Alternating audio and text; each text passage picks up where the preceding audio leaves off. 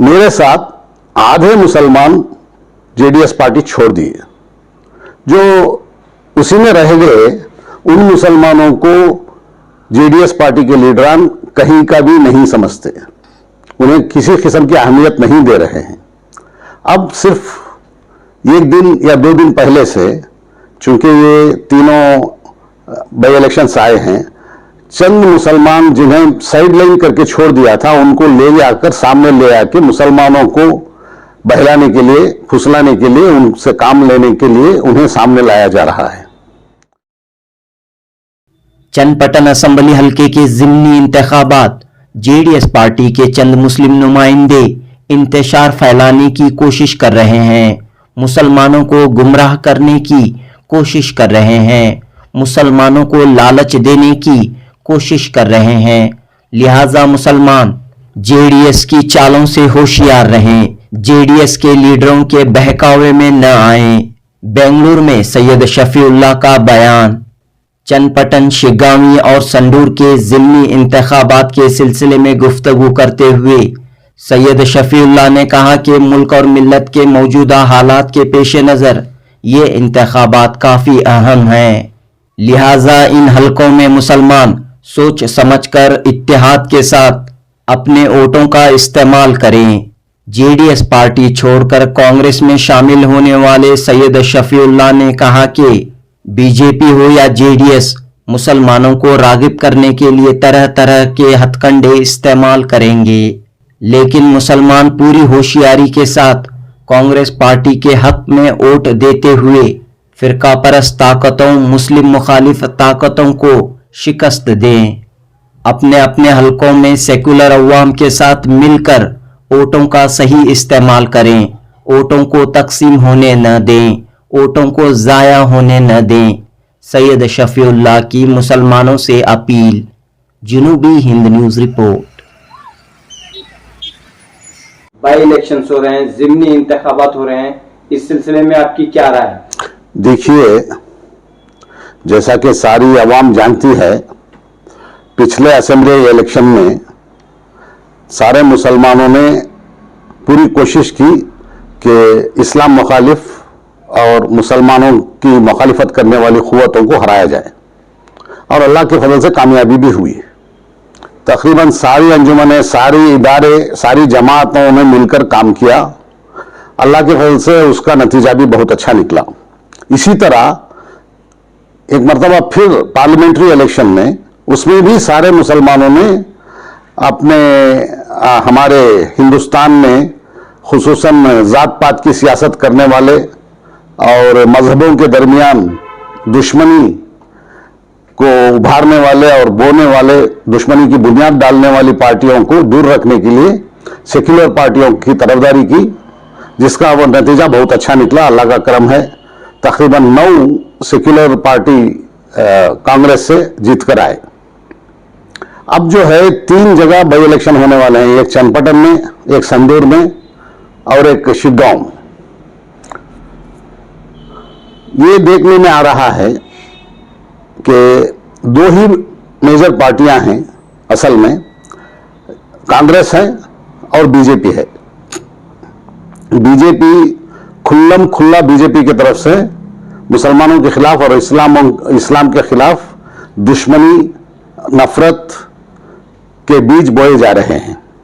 आसाम के chief minister वो कहते हैं कि मुसलमानों को यहां से भगा देना पड़ेगा, जो इस्लाम पर चलना चाहते हैं वो अपना दूसरा मुल्क को चले जाएं जहां इस्लाम है। और यूपी के चीफ मिनिस्टर कहते हैं हमारे गैर मुस्लिम भाइयों को, उनको मुखातिब करते हुए ये कहते हैं कि बटेगा तो कटेगा। यानी इसका मतलब यह है कि उनके कहने में मुसलमान शामिल नहीं हैं। इससे पहले के इलेक्शन में योगी आदित्यनाथ ने बताया था कि ये इलेक्शंस जो हैं 20% और 80% के दरमियान हैं।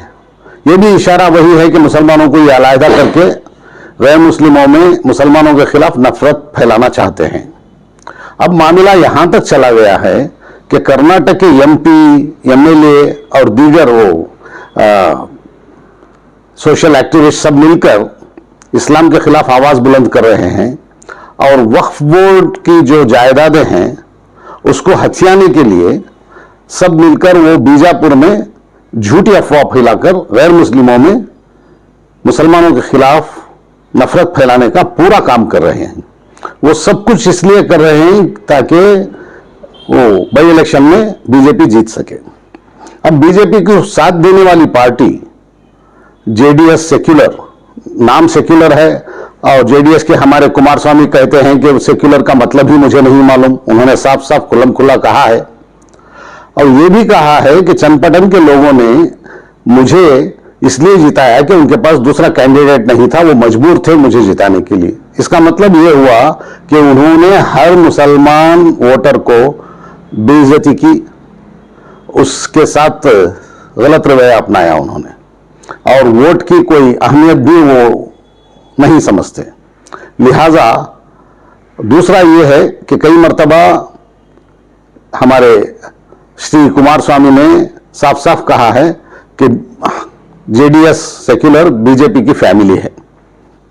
जैसे ही मुझे मालूम पड़ा, जैसे ही खबर आई कि देवेगौड़ा जी श्री कुमार स्वामी और उनके फर्जंदान हाथ मिलाने के लिए बीजेपी के साथ दिल्ली गए हुए हैं मोदी साहब से मिलने और अमित शाह जी से मिलने, तो दूसरे ही दिन मैंने अपना राजीनामा तैयार करके जैसे ही वो आए एयरपोर्ट में ही मैंने पेश कर दिया, जिसका तकरीबन सारे चैनलों ने मेरा राजीनामा और इस्तीफानामा दिखाया। मेरे साथ आधे मुसलमान जेडीएस पार्टी छोड़ दिए, जो उसी में रह गए उन मुसलमानों को जेडीएस पार्टी के लीडरान कहीं का भी नहीं समझते, उन्हें किसी किस्म की अहमियत नहीं दे रहे हैं। अब सिर्फ एक दिन या 2 दिन पहले से, चूंकि ये तीनों बाई इलेक्शंस आए हैं, चंद मुसलमान जिन्हें साइड लाइन करके छोड़ दिया था उनको ले जाकर सामने ले आकर मुसलमानों को बहलाने के लिए, फुसलाने के लिए, उनसे काम लेने के लिए उन्हें सामने लाया जा रहा है। लेकिन जैसा कि हम और आप सब जानते हैं, ये खुल्लम खुल्ला बात है कि बीजेपी साफ साफ मुसलमानों की और इस्लाम की मुखालिफत पर उतर आई है, और बीजेपी के यहाँ के लीडरान कह रहे हैं साफ साफ कि हर मस्जिद का, हर ईदगाह का, हर कब्रिस्तान का रिकॉर्ड पेश करें। क्यों भाई, क्या मुसलमान इक्वल सिटीजन्स, बराबर के शहरी नहीं हैं? क्या हमें मुसलमानों को बराबर के हुकूक जिस तरह आइन ने, कॉन्स्टिट्यूशन ने दिया है, वो हुकूक हमें नहीं है? जरूर हैं।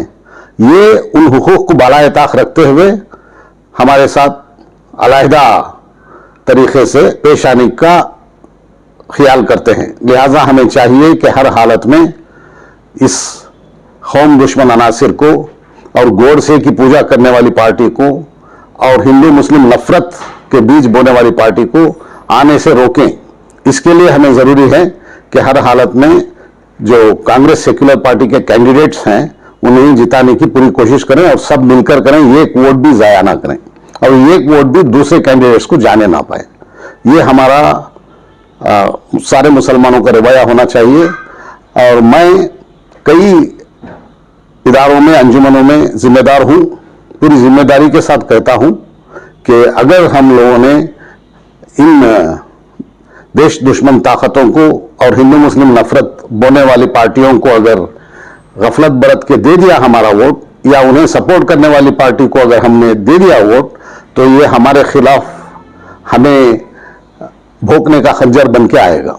लिहाजा हमें चाहिए कि हर सूरत में ये नफरत के बीज बोने वाली पार्टियों को हराने का काम करें, जिस तरह पिछली दफा असेंबली इलेक्शन में और पार्लियामेंट्री इलेक्शन में हमने किया था, उसी तरह इस इलेक्शन में, बाई इलेक्शन में भी करना चाहिए, ताकि जो मुसलमानों को, हिंदुओं को, सबको यकसान देखते हैं और दोनों के दरमियान मोहब्बत की बात करते हैं, उस पार्टी को तक़वियत मिल सके, ताकत मिल सके।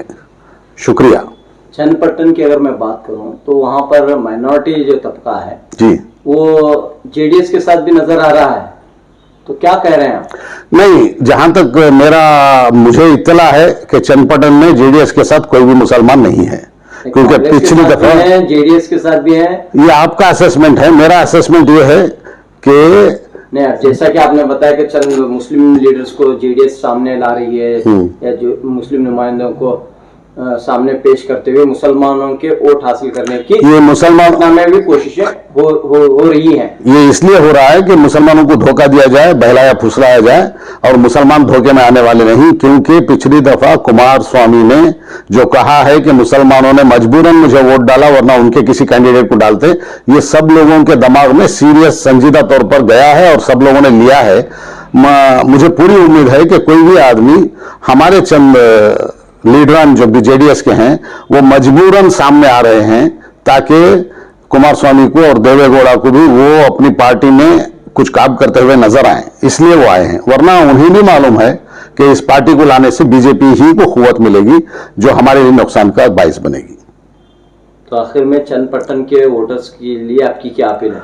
मेरी अपील यह है कि चंदपट्टन का हर वोटर पूरी कोशिश करे कि वो कांग्रेस के कैंडिडेट को जिताए, चाहे वो कांग्रेस का कैंडिडेट फिर से कोई पार्टी में जाने वाला ही क्यों ना हो, इसके बावजूद उसे ही जिताना है, ताकि हमारा एक मैसेज जाए कि हम हिंदू मुस्लिम नफरत की बुनियाद डालने वालों को हरगिज इलेक्ट नहीं करते।